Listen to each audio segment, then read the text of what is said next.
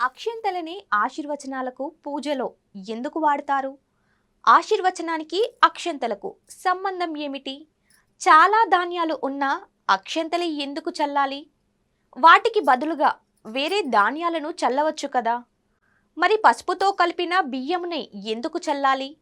అక్షంతల వల్ల ఉపయోగం ఉందా అనే ప్రశ్నలు కూడా నిజమే. సర్వసాధారణంగా శిశువు జన్మించినప్పుడు పురిటి స్నానం చేయించిన రోజు నుంచి ప్రతి శుభ సందర్భంలోనూ ఆశీర్వదించినప్పుడు తల మీద అక్షంతలు జల్లుతారు.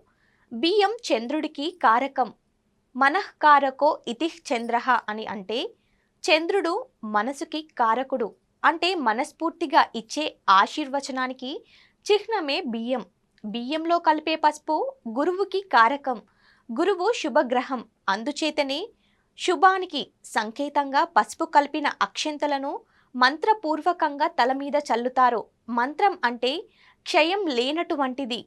ఆకారం నుంచి క్షాకారం దాకా ఉన్న అక్షరాలతో బీజాక్షరాలతో కూడిన మంత్రానికి శక్తి ఉంటుంది. మంత్రాన్ని చదివేటప్పుడు చేతిలో పట్టుకున్న అక్షంతలకి కూడా ఆ శక్తి వస్తుంది.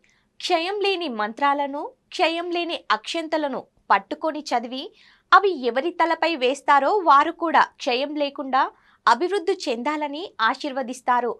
అలాంటి ఆశీర్వచనానికి శక్తి ఉంటుంది. మన పూజలు, శుభ సందర్భాల్లో అక్షంతలకు చాలా ప్రాధాన్యత ఉంది. అక్షంతల్ని సంస్కృతంలో అక్షతలు అంటారు.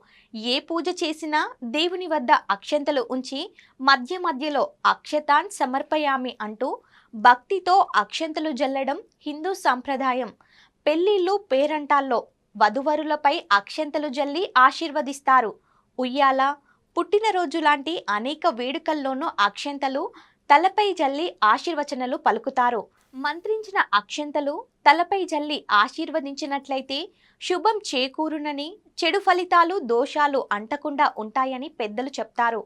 కేవలం పెళ్లిళ్ళు, శుభకార్యాల్లోనే కాదు, అశుభ కార్యాల్లో కూడా అక్షంతలు ఉపయోగించే సాంప్రదాయం ఉంది.